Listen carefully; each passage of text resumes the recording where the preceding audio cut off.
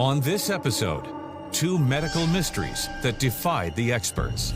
The doctor looked at me and said, if you don't do what we tell you to do, you're going to die a horrible death in 6 months. This was going to be a battle. When Leanna Jones is blindsided by crippling sinus pains, her husband Tom embarks on a desperate mission to save his wife before it's too late. I told the family, we'll do what we have to do to beat this. Well, I wasn't going to lose her. No way. Star athlete Michael Iniguez is blindsided by a horrifying constellation of symptoms that stops him dead in his tracks. I was asking myself, how did he get this sick and so fast? Our son was fighting for his life, and there was nothing that we could do. I remember just laying in my bed, just confused and scared. I thought maybe I was going to die. When illness strikes, we look to doctors to give us answers. But what if they can't? For these unlucky patients, diagnosis is a mystery.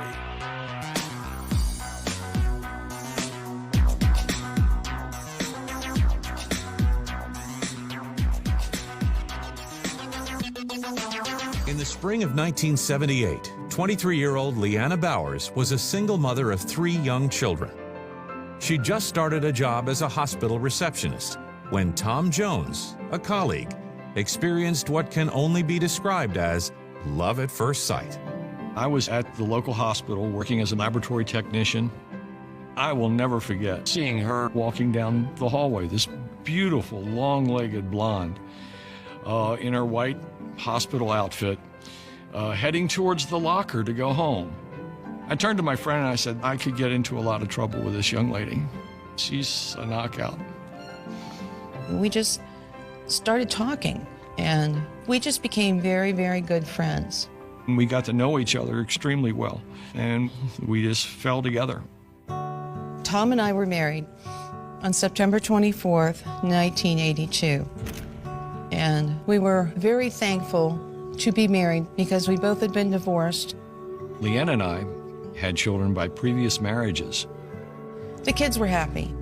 It was nice for them to be together as a family.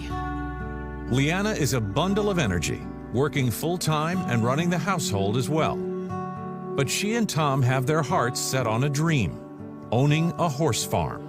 We just decided one day that we would sell our house and buy a farm. I was raised on a farm, and I just loved the atmosphere. I just loved the feeling of a farm. I really enjoyed working outside and working in the gardens, and I would go out and help him muck the stalls, groom the horses, give them a bath. She would take care of just about everything. You know, I'd turn around and it was done. By the summer of 2002, Leanna decides to work part-time at a real estate firm so that she can devote more energy to their farm. I started work at the company, and I loved it. I absolutely loved it. I felt really good. Life couldn't be much better for Leanna. But in July of that year, she's completely taken aback when her health takes a sudden turn for the worse. I noticed my sinuses hurt. They ached, and I had to breathe out of my mouth if I wanted to get air into my lungs. She's always had allergies. They would crop up in the middle of the summer, so I wasn't concerned, but at some point, Leanna started having more problems than she used to. The sinus pressure some days was so bad that my face ached across my nose, under my eyes, and to about my temples. I went to see my family doctor. The doctor did a very thorough exam and decided it was seasonal allergies. The doctor prescribed pills for me, and that helped a great deal. However, the relief is short-lived, and as the weeks go by, Leanna's excruciating sinus pain begins to wear her down. We noticed that she was running out of energy a lot quicker than she used to. She'd have to come home and take a 2-hour nap before we even ate dinner. This was not Leanna. I did not understand why. I just thought it's my age. Leanna struggles to get through the days as best she can. Then, one evening in September, she's suddenly grappling with an entirely new and horrifying problem. I was in the office by myself, and my vision started getting blurry. And then all at once, I could not see out of my left eye at all. My left eye just went blank and dark. It was very scary.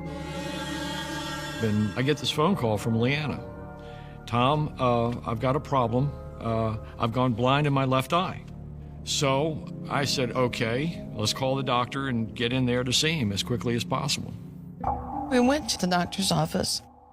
When the ophthalmologist examined my eye, he turned to me, he goes, I can only be the bearer of bad news. It looks like the optic nerve and vessel are both dying. I'm not sure if you will ever regain your sight back. I almost felt lost because I didn't know if it was going to happen in my right eye to where I couldn't see at all. It scared me so bad. We were very concerned. But, my big thing is, why is it happening and how can we fix it?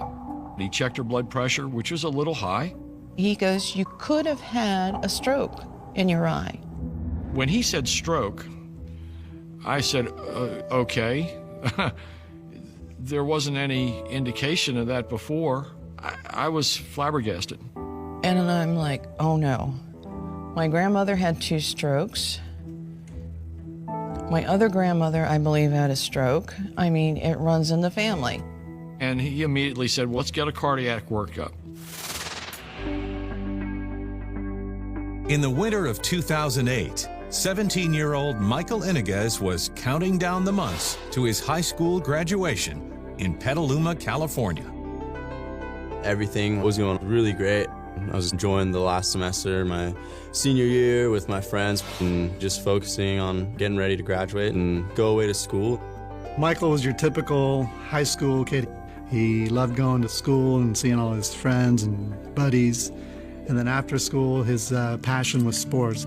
I really wanted to play Division I college soccer. That was pretty much what I worked towards. A couple of college coaches were very interested in seeing him attend their school. Our family was so proud of Michael. We had a very close-knit family. To be able to watch him play on the field and do something that he loved was one of the best experiences for us. I was in the best shape of my life at that point. I was running all the time. I was just looking forward to playing college soccer. However, as the second semester starts in January, Michael has no idea that his life is about to change forever. I remember getting up and knowing right away I wasn't going to school. And my throat was hurting a lot, and I could feel that it was swollen. I tried to swallow, and I couldn't. It was just more painful than any sore throat I'd ever had. He says, Dad, my throat is killing me. So we got into the car and drove down to the doctor's. I remember her saying this is the worst sore throat I've ever seen. And the only time she's ever seen a sore throat this bad was mono. Mono, or mononucleosis, is a viral infection, which often keeps patients in bed and exhausted for months. I was pretty bummed that I was getting near the end of my senior year and getting ready for soccer. I just really wanted to be in tip-top shape. The doctor wanted to do a blood test to test specifically for mono and told us to come back in 5 days for the result. In the meantime, she prescribed a steroid to reduce the swelling in his throat and also pain medicine. But while they're waiting for the test results, Michael's health takes a dramatic turn for the worse. He had a fever each day. It seemed to be getting higher and higher. It was probably 103. I developed chills, I'd get night sweats. No matter how many blankets I had, I'd shake and just be freezing and sweating and have a headache and just feel terrible. And my throat was still hurting a lot. I'd never felt as sick as that in my life. It was very hard for me to see him so sick. At that point, we were very anxious to get those mono test results to make sure that that's what we were dealing with, because he just was sicker than I've ever seen him in my life. I just didn't know what was happening. Leanna and Tom head straight to the hospital, where she undergoes a series of tests. But there's no sign of a circulatory problem. I hadn't had a stroke. I didn't have any blocked arteries, and my heart seemed to be working fine. I was really shocked at that point, because what would cause somebody to lose their eyesight? You know? That doesn't make any sense. Puzzled by Leanna's sudden blindness, the doctors order a CT scan, and the Joneses head home. That was very stressful because we had no idea what the outcome was going to be. When all the results came back, our general practitioner called us up and said, we need to get you to an ENT specialist right away. Tom was a nervous wreck, but I was fine. I was just like, okay, we're going to find out what this is. We went in to see the ENT. He said, well, listen, I've got some bad news for you. He said, we have found a mass in your sinus. And Tom looked at me, and I was probably white as a sheet. He described the size of the mass as bigger than a golf ball, but smaller than a tennis ball. It encompassed 95% of her sphenoid sinus. It was scary. It was really scary. I had no idea what to think. I had never faced anything like this before. Initially, they didn't know what it was. The ENT surgeon flat out said, look, we need to go in and do a biopsy of this and figure out what's going on. After undergoing a round of antibiotics to ward off any possible infections, Leanna endures the biopsy. The next 3 days are almost unbearable as she and Tom wait for the findings to come in. Our ENT doctor told us that it came back with the characteristics of a rare tumor. He said, Leanna, you have what is termed as an olfactory neuroblastoma. An olfactory neuroblastoma is a malignant tumor located in the sinus cavity, directly under the brain. I'm like, okay, so this means I have cancer. I just sat there and cried because my allergy problems were now diagnosed as cancer. We went back down to see the oncologist. He said the prognosis is not very good, and we need to be very aggressive in the way we treat this. And the doctor looked at me and said, we have to do brain surgery.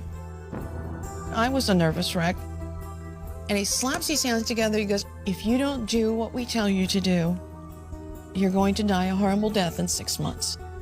I mean, he was so mean when he said it. You know, he was like towering over me, and I was scared into submission. I didn't know what else to do. I wasn't real tickled with the way we were being treated. And I was quite concerned because the problem with the sphenoid sinus is that it's in a very dangerous area. So a slip of the knife, a miscalculation in that area could be fatal. The risky surgery is scheduled for later in the week, and Leanna goes home, where she tries to come to terms with what awaits her. I thought, okay, God, you're going to have to tell me. Do I need to start writing letters to my children and my grandchildren to tell them goodbye? How are we going to tell the kids this? You know, is this it? How much time do we have? I told the family, we'll do what we have to do to beat this. Well, I wasn't going to lose her. No way. While they're determined to bravely face the uncertain future, nothing could have prepared Leanna for the bizarre turn of events that transpires just 2 days later. I woke up and I heard the cat meow. And Leanna grabs me and shakes me violently. She says, Tom, I can see the cat. What do you mean you can see the cat? It's 6 o'clock in the morning. Will you go back to bed? She says, Tom, I can see the cat with my left eye. And We called the doctor's office. He goes, okay, that never happens. So he couldn't really give me an explanation. But I was happy to have my sight back. I took that as a sign from God that things were going to be all right.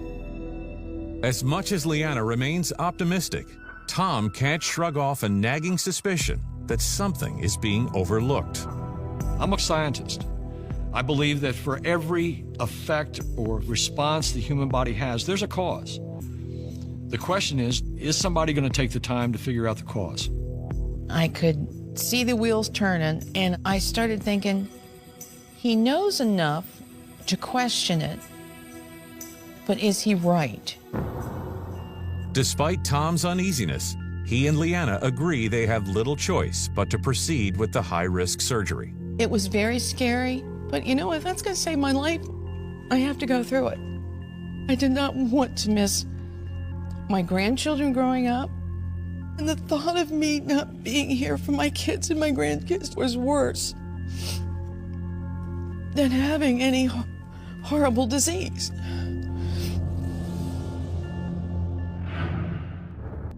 Over the past 5 days, 17-year-old Michael Iniguez has been suffering from an excruciatingly painful sore throat, sky-high fevers, chills, and night sweats. While his doctor is confident that he has a classic case of mono, she's running a test to confirm her hunch. I was pretty anxious to get the mono results back. I'd never felt that horrible before in my life. Now, on his way to see the doctor, he notices something very odd about his feet. I put my shoes on and they were really, really tight for some reason. And I was like, this is weird. I think my feet are really swollen. I didn't think much of it other than maybe it was possibly a symptom of mono. I said, well, we'll just mention it to the doctor. And then we drove down to the appointment. And the doctor told me I didn't have mono. When I heard that, I was concerned because I thought it was probably something worse. Determined to figure out what's triggered the baffling symptoms, the physician conducts another head-to-toe exam. And when she discovers that his feet are extremely swollen, she drops a bombshell. She thought, hey, we should probably get a blood test to check your kidneys because sometimes swollen feet means that something's wrong with your kidney function. At that point, I knew it was more serious than I first thought. I was very concerned that something was very wrong with him. So we had the lab work done and we were sent home and just waited for a phone call from the doctor that afternoon. I was playing the previous days back in my mind and I started to sense, well, there is something more going on with my son.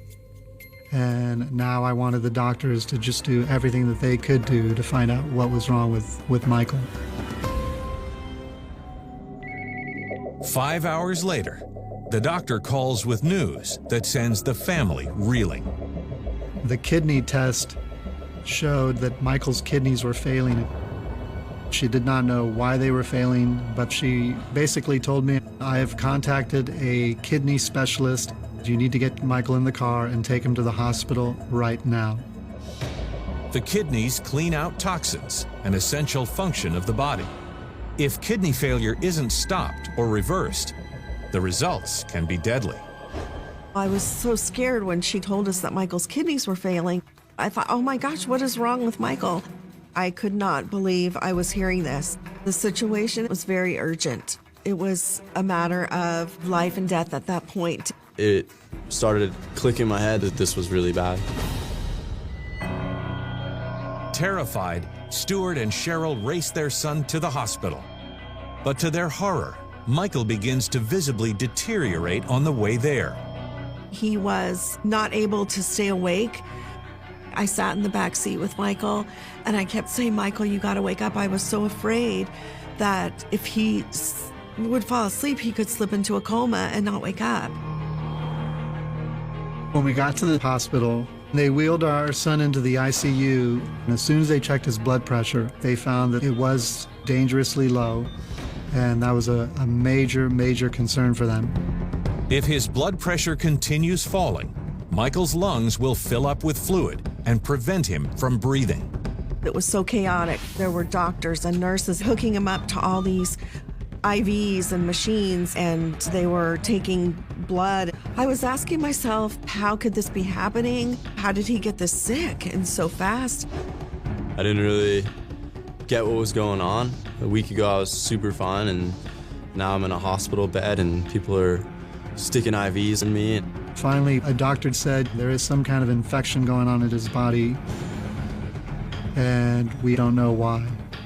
Your son is going into septic shock.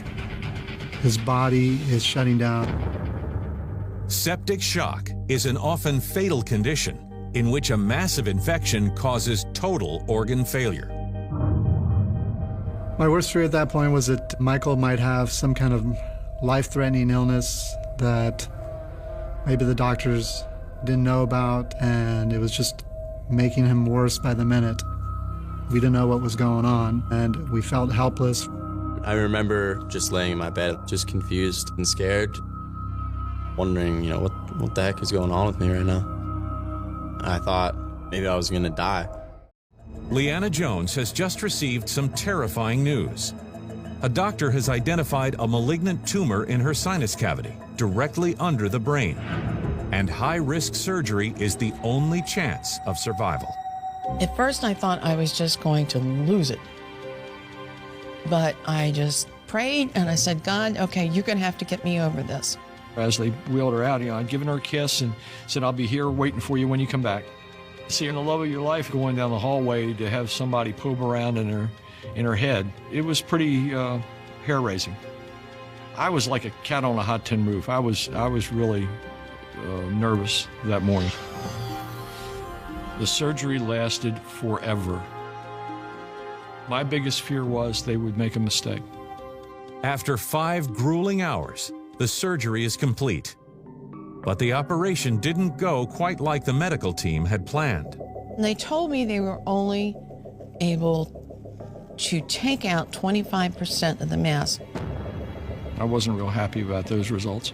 I was disappointed. I expected them to get more out than they did. I looked at the surgeon and I'm like, why? And he explained to me that he did not want to make a cut that would probably kill me. You think about doing surgery up your nose, there's not that much space. So after I heard that, I thought, okay, I understand. While the news is unnerving, the doctor assures Leanna there is a chance that radiation might shrink the remaining portion of the tumor. I just could not believe I'm going through all this horrible stuff to try to get rid of it. And they can't guarantee it's going to work. So we left that day and I was beside myself. We got her home. We had the radiation scheduled for the following week. But halfway through the intense round of radiation, a bizarre incident makes the couple question everything they've been told. I was at home and I felt like something was in my nose. So I pushed the side of my nose closed and blew as hard as I felt was pretty safe. And I heard this thump. I looked into the handkerchief and there was a piece of tissue there. It was green and yellow and tan and black. I was, needless to say, terrified. She says, Tom, look at this. I'm looking at this thing going, oh my gracious, this isn't right. We told the doctor that she was blowing it out. They didn't want to see it. They really sloughed it off. There was no conversation. So my immediate reaction is, get it to the lab. Frustrated beyond belief, Tom takes the tissue sample straight to his own lab. And surprisingly, when he examines it under a microscope, there is evidence of a biotoxin, chemicals from biological organisms that are toxic. I started to freak out. I knew I needed a specialist. I'd heard about a doctor down on the Eastern Shore who dealt with biotoxins. And we set up an appointment with Dr. Shoemaker, and I said, Dr. Shoemaker, this is what I've got. I was shocked. I have never had a patient do what Tom did. Not only did I look at the slides, I also took photographs of everything that I saw to document it. And I told Tom that we could send a sample of material coming out of Leanna's nose to a specialist. After 4 long days, the lab report comes in. The news is nothing short of shocking. She didn't have a cancer. When I finally had a confirmation that this wasn't cancer, I was relieved. And I thought my husband was always right. Based on the testing, her diagnosis was aspergillosis. Aspergillosis is a rare disease caused by exposure to the toxic Aspergillus fungi. When a healthy individual inhales the Aspergillus fungi, the body's immune system fights off the toxins easily. But in patients like Leanna, for some unknown reason, there's no immune response to keep the fungi from multiplying out of control. Over time, they form a fungus ball.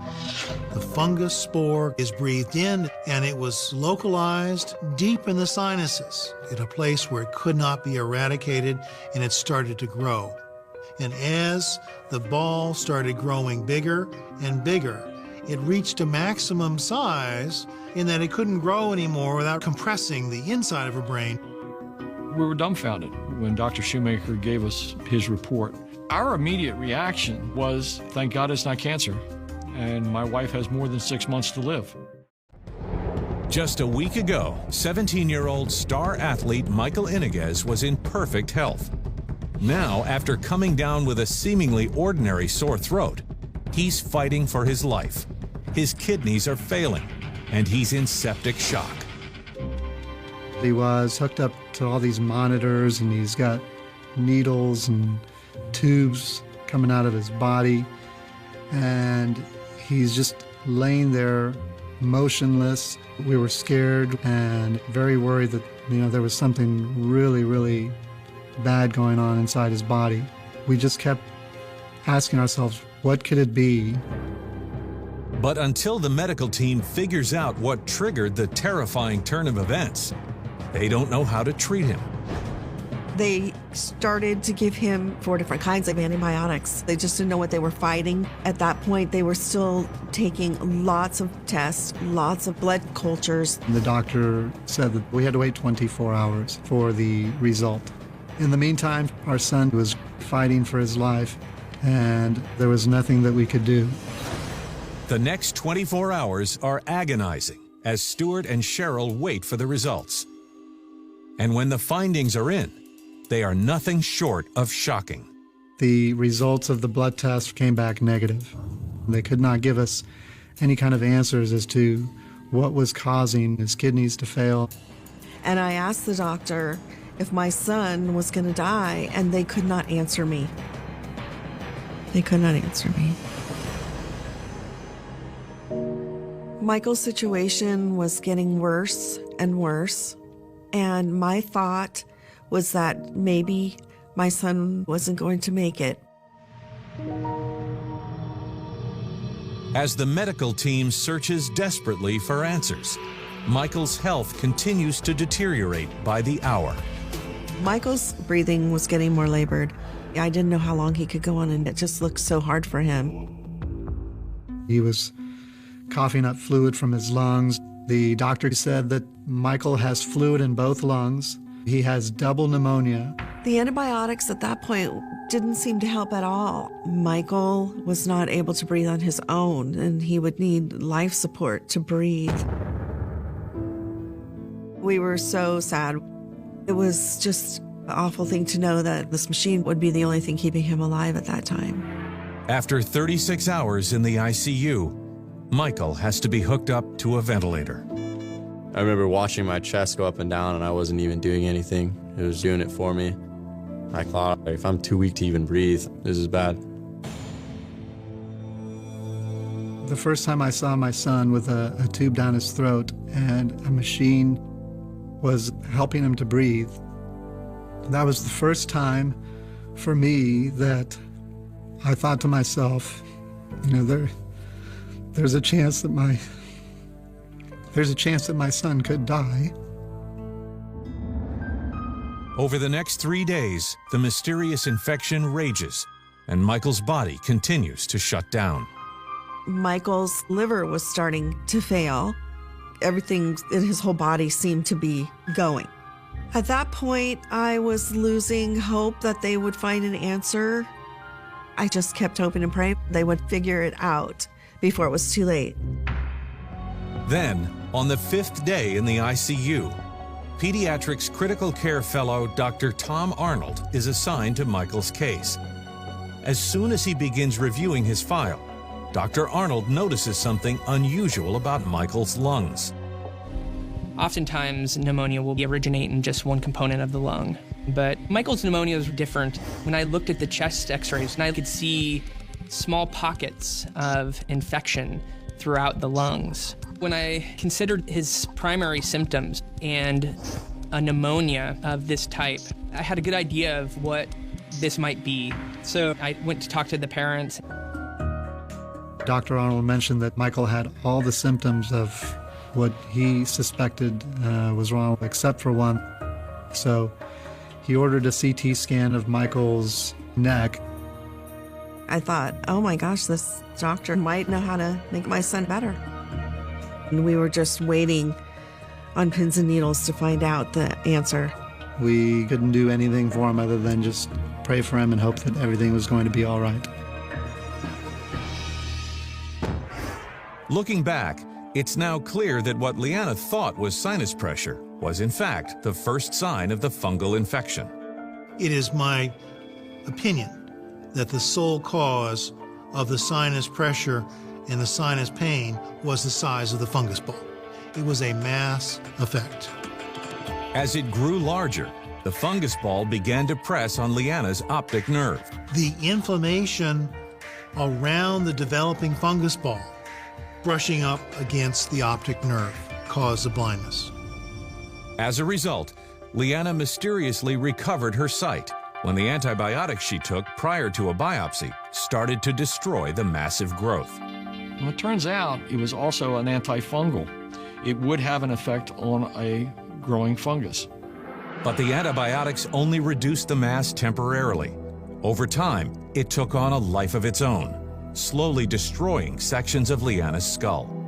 It would have continued to grow and expand over time. Without treatment, aspergillosis can be fatal. We had a lot more concern now because fungus can do some very dangerous things. This was going to be a battle. I didn't think it was ever going to end. I didn't think it was ever going to stop. I didn't think there was anything that we could do to make it stop. And I was pleading with God, you know, come on, you got to help me here. I can't take this anymore. After undergoing dangerous brain surgery to remove what doctors thought was a cancerous mass, Leanna Jones has just learned she never had a tumor, but a rare and deadly fungal infection. Finding out that the mass was a fungal infection after going through surgery and radiation that I did not need, I was angry, but I knew I made a decision at the time that if this was cancer, I had to do everything I could to fight it. And now the clock is ticking. Chemical toxins from the infection are eating away at the skull. Unless doctors can find a way to treat it, Leanna will die. But first, it's imperative to identify where Leanna came into contact with the fungus to keep her from being re-exposed. We exposed her to fungi in every environment that we could think of, and her blood remained completely normal. Then she went back to work. Immediately, within 24 hours after returning to the building, the blood tests that Dr. Shoemaker performs were abnormal. And when her office building is tested for fungi, the aspergillus levels are off the charts. I couldn't believe it, that something like that could happen, because no one else in the building was sick. I was susceptible for it, and my body couldn't fight it. Now that they have identified the root of the problem, Dr. Shoemaker is anxious to begin an aggressive treatment plan. Leanna was treated for the fungus ball with fungus-killing pills and fungus-killing nose sprays. And after 15 minutes of taking it the first time, I felt really good. I felt an enormous difference. By March of the following year, there was no sign of any mass in her sinus at all. I couldn't believe it. The nightmare was over. The family is overjoyed by Leanna's progress, but they can't help but wonder why it took so long for her to get a solid diagnosis. Aspergillosis is very rare in the sinuses. It is a 1 in a million diagnosis. I have found through my literature searches 12 cases exactly like Leanna's. Just 12. And that's throughout the world over the last 20 years. For nearly a week, 17-year-old Michael Iniguez has been in the ICU, hanging on to his life by a thread. A mysterious infection is causing his body to shut down by the hour. Everything seemed to be getting infected. Stuart and I were so desperate to get an answer for what was making Michael so sick. But now, Dr. Tom Arnold thinks he knows what's wrong and is running a test to confirm his hunch. The CT scan of Michael's neck revealed that he had a fairly large blood clot in part of the jugular vein. The jugular vein is the primary vein draining the head and brain. That associated with his sore throat, the septic shock, and this progressive pneumonia really clinched the diagnosis of Lemierre's disease. Lemierre's disease is a life-threatening bacterial infection. Normally, when bacteria enter the bloodstream, the immune system fights them off. But in patients like Michael, bacteria collect to build a blood clot in the jugular vein. Pieces of the infected clot then splinter off, travel through the bloodstream, and cause organ failure. It's a little like a farmer spreading seeds throughout a field, and you have a primary pocket of seeds that then gets spread all throughout the field. The entire body gets seeded with this bacteria, and it makes you very sick. I was so relieved we could finally figure out what Michael had, but at that point I didn't know much about it. I didn't know how bad it was.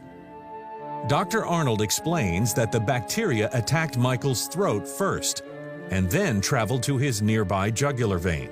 The body responds by trying to sort of wall that infection off. As part of that, it begins to create a blood clot. The bacteria grows well inside of this blood clot, living on the nutrients from the body itself. In a very short period of time, the blood clot splinters, sending the dangerous bacteria to every part of the body. And as Michael's organs became infected, they started to shut down. If we missed the diagnosis, he would have had continued blood pressure problems, which means that your brain and heart don't get enough blood flow. Eventually, he would die from that. We were relieved, but until we saw any kind of improvement, we weren't getting our hopes up too much. It was urgent that we started him on the correct antibiotics for this disease. However, he was still in a critical condition, and it's often difficult to say how quickly people will recover. As his parents wait anxiously, Dr. Arnold administers a set of specific antibiotics targeted to wipe out the infection. And within just 24 hours, Michael begins showing signs of improvement. It was pretty surprising for us. A day after starting the antibiotic, we were able to take him off the ventilator. That was probably the best I've ever felt in my entire life. As soon as they took out my breathing tube, I said, "Hi, Mom." I just started crying. It was just amazing. It was amazing. And that was one of the happiest days of my life. Over the next week, Michael begins to recover. But just when the family thinks he's out of the woods, a dangerous complication emerges. An echocardiogram showed that one of the valves in his heart was beginning to sort of fall apart. This can happen sometimes with Lemierre's disease. Because it would put too much strain on the valve. One of the limitations put on Michael was that he would not be able to play athletics at a competitive level. It kind of took me a while to really finally accept that I wasn't gonna be playing in college. But at that point, I was focusing on getting better and getting stronger.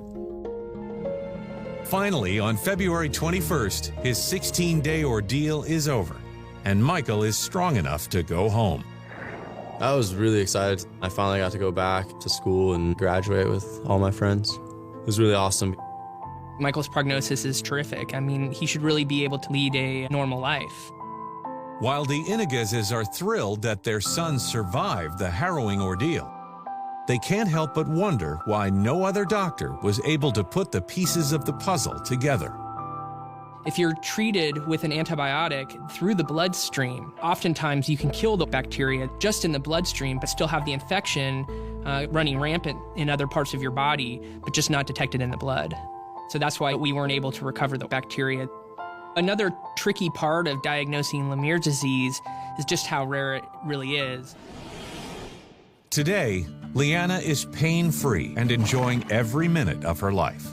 Now, spending time with my family is extremely important to me because you're not guaranteed tomorrow. I got my wife back. She's doing great. You know, I love her to death. She's the best thing that ever happened to me.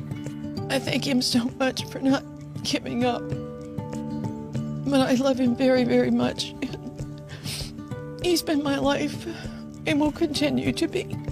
What I've learned from this experience is don't take anybody's word for it.